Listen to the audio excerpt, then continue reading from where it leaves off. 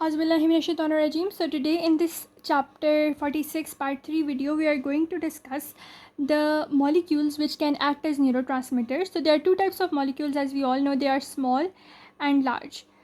Always remember, small ones, they can act very fastly because they can be degraded fastly, whereas large ones, they act slowly because they are degraded in a slow manner. So first of all, we'll look at the small molecules. The small molecules that can act as neurotransmitter, they are divided further into four classes. Firstly, we need to know that rapidly acting. Acetylcholine is very rapidly acting. It is released from presynaptic membrane. Then second class is amino acids. Third, amines. Third is amino acid, and fourth is the ATP thing. So first is acetylcholine. Second class, the amines, they include histamine, norepinephrine, epinephrine, dopamine, all the neurotransmitters that have their name with ending with mine, that is dopamine, histamine, similarly serotonin, melatonin, and the two most famous ones that are epinephrine and norepinephrine. For amino acids, if you have done the previous module with me, that is the reproduction module, you know that aspartate, glutamate, and glycine, they were used in making some neurotransmitters, some thyroid hormones, etc., and the GABA, that is very important. Then we come to class number 4, that has ATP, arachidonic acid, nitric oxide, carbon monoxide. That is all you need to know. Class 1, it's acetylcholine. Class 2 is amine. Class 3 is amino acids. Class 4 is ATP, arachidonic acid, and carbon monoxide, etc. Then now we come to the second, that is neuropeptides, which are slowly acting neurotransmitters. First was small molecules. Now these large molecules, they are slowly acting. They can be, first of all, you know, everything is carried by hypothalamus. So hypothalamic releasing hormones, they are thyrotrophic releasing hormone, gonadotrophic releasing hormone, luteinizing hormone, and somatostatin, that is growth inhibitory factor. Then we have pituitary peptides which are released due to them. Like thyrotrophin releasing hormone releases thyrotrophic hormone, thyrotrophin hormone. Then luteinizing releasing hormone, it releases luteinizing hormone. Then somatostatin, it releases either growth hormone or suppressing hormone or vasopressin, oxytocin, endorphins, etc. Then peptides that act on gut and brain. For gut, we also always need to know one hormone, that is gastrin, very important. Then cholecystokinin, that acts on the small intestines. Then we have, for brain, we can get brain derived neurotropic factor, insulin, glucagon. Then we have the neurotensin. So for gut and brain, gut we get gastrin, cholecystokinin. For brain, we get brain releasing brain derived neurotropic factor, insulin, glucagon, neurotensin, etc. For the peptides from other tissues, we always know that one most important one, angiotensin 2 and bradykinin. Apart from that, we have calcitonin. Calcitonin actually comes from the pituitary, that is parathyroid hormone. So calcitonin comes from that. So angiotensin, bradykinin, etc. So now we come to these small molecules that are rapidly acting. We always know that in most cases, small molecules, they are synthesized in the cytosol. So where they are synthesized? Mainly they are synthesized in the cytosol of the presynaptic terminal, and then they are absorbed via the active transport into transmitter vesicles. So in the cytosol, they are synthesized, and then they travel via the presynaptic terminal and are absorbed by the active transport into many of the transmitter vesicles. Then whenever an action potential rises at the presynaptic terminal, then due to that, calcium ions enter. The calcium ions cause exocytosis. There is the release of the transmitter into which area? That is synaptic cleft. And this action usually occurs within a millisecond. So the small molecule manufacturing and degradation is explained over here, that they are saying they are synthesized in cytosol. After that, they are transported into the vesicle via active transport. After that, whenever an action potential comes, calcium ion follow through. They cause exocytosis of the vesicle and neurotransmitter substances released into the area. This is known as the synaptic cleft. So this is what they are explaining, and as a result of which, what will happen? Most often the effect of that is to increase or decrease. For example, if we have acetylcholine, effect will be increased. If we have gamma aminobutyric acid, effect will be decreased. And how it will increase or decrease? By the means of channels which are either the sodium channels or the chloride channels. We discussed in activation and inhibition, whenever sodium channels are opened, what happens is excitation. Whenever chloride or potassium channels are open, we get inhibition. Now, how we will recycle these small molecules type of vesicles? What happens is that whenever they fuse and the vesicle is split, what happens? The vesicle membrane again becomes a synaptic membrane by fusion. For example, if this vesicle was splitting and its membrane was going outside, now this membrane will fuse again with the presynaptic membrane and the membrane will be replenished.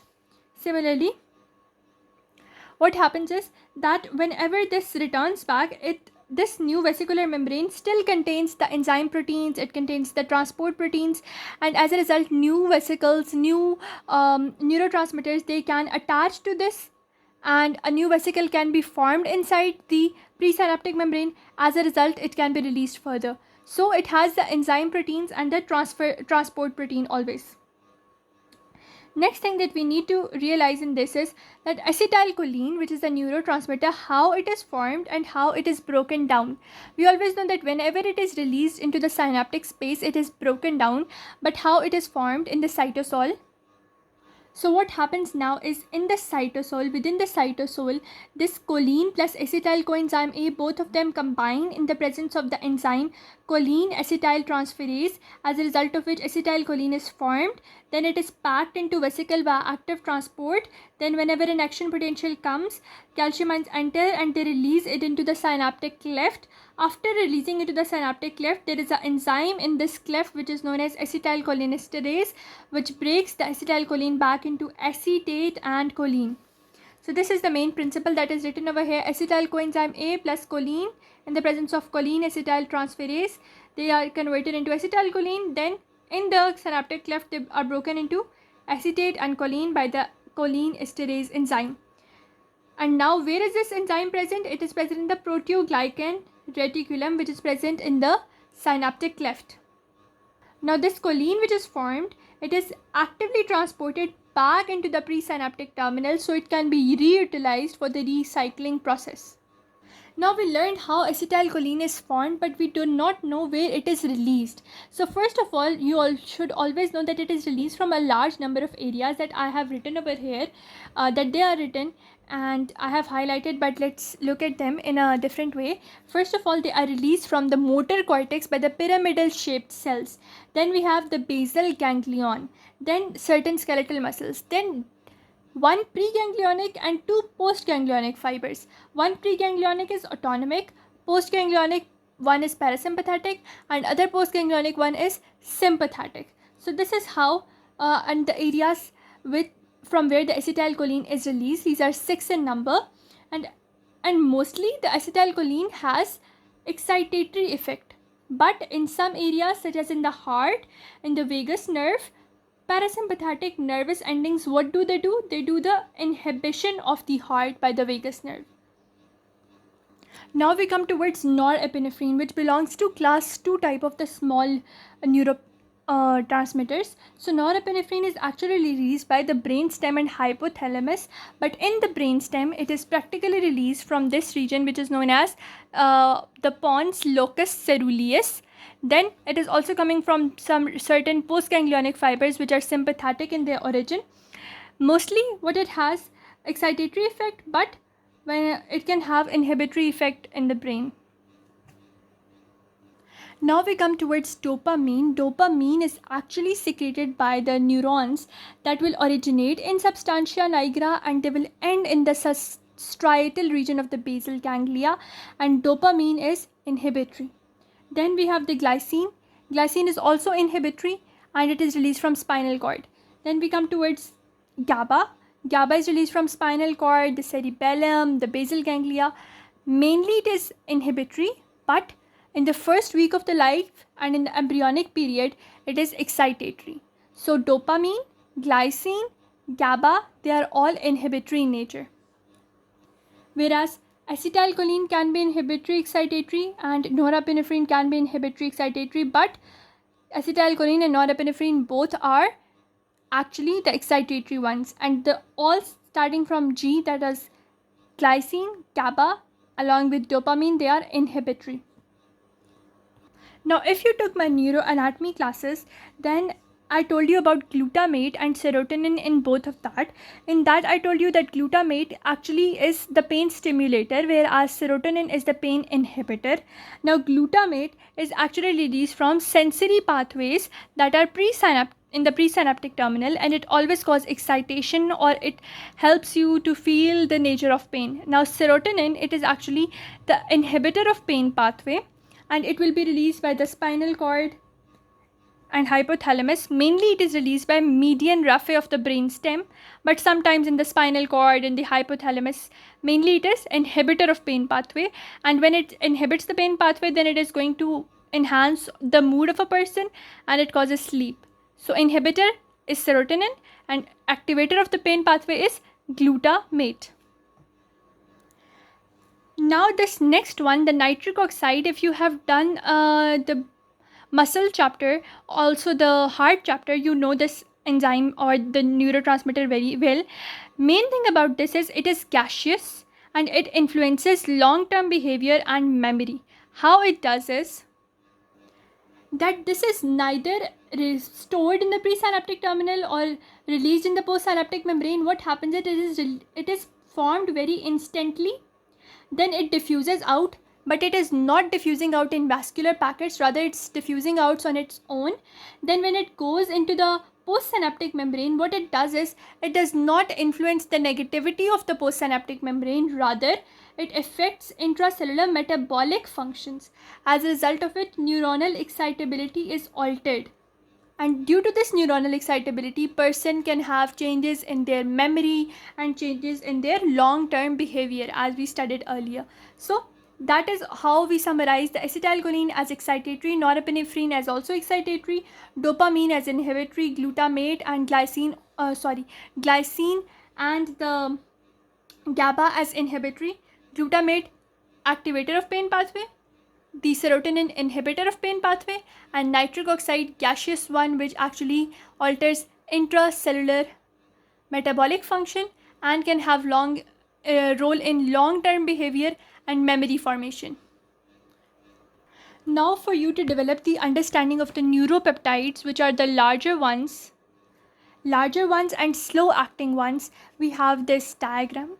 Look at this diagram. What actually happens is that this is a neuron, according to me, and it has dendrites over here, the axon is over here. Now when we take a closer look at its cell body, then we come to realize that the neuropeptides, they are actually made by the ribosomes as large proteins. These proteins they are integral part of the large proteins. So when they go through the endoplasmic reticulum, they are split into certain smaller ones, or they are packed by the Golgi apparatus into vesicles. These vesicles are very small ones, and now they go into the axonal area and then they are released. But about the main thing that is about them is these vesicles are autolyzed and they cannot be reused. Second thing is that they are released in smaller quantities. And why are they released in smaller quantities? Because they are more potent and they have prolonged actions. They are more potent, they have prolonged actions, but what are their actions? First main action is they close the calcium channels. Second, they alter the metabolic machinery. Third, they can activate or inhibit the enzyme for longer periods of time, or they can excite or inhibit the receptors. They can actually alter the excitatory or inhibitory receptors. They can activate or deactivate the genes for a larger amount of time. They can inhibit or enhance the metabolic machinery for a larger period of time, and they can actually stop the activity of calcium channels. So neuropeptides are mainly concerned with cell body and they have prolonged and more potent actions.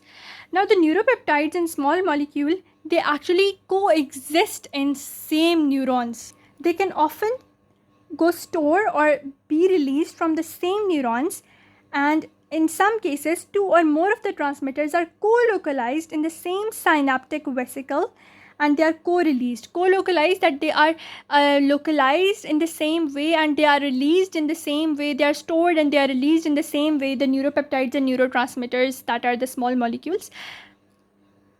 So now we talked about co-release, and other thing was co-transmission. So co-release is being released at the same time. You can see that two different action potentials are coming, but they are going to get released at the same time. The neuropeptides, and the second thing is neuro or small molecules that are neurotransmitted. Third thing is co-transmission. So co-transmission can sometimes depend upon differential calcium sensitivity. So the calcium channels, they have different sensitivity, and even a single action potential can excite the smaller ones, but a large of action potential is needed to you can say excite the larger calcium channels for the neuropeptides, so they can have co-transmission by differential calcium sensitivity, and they can also have co-transmission by spatial segregation, that they are having different buttons or knobs, and they are, due to their different lengthening, they can have the transmission at being the same time. Even though the distance of a hair is different, maybe this one causes faster release, this one causes slower release, but the time that they are coming and the time that they are being released, so time of release is same even though the time of coming is different. So that is why this gets co-transmission by spatial segregation. This is co-transmission by calcium channels having different sensitivity, and that one was co-release, being released at the same time. Now, due to this co-transmission and co-release phenomena, we can actually regulate our sleeping and wakefulness cycles by activating or deactivating or co-release or co-transmission of the serotonin and glutamate by our median Raphe cells. And other main thing is that whenever you need fast acting transmitters, you activate the receptors. But when you need slow acting transmission, you activate the second messenger system that involves a cascade of reactions. So this is how the co-transmission and co-release actually activates your whole potential.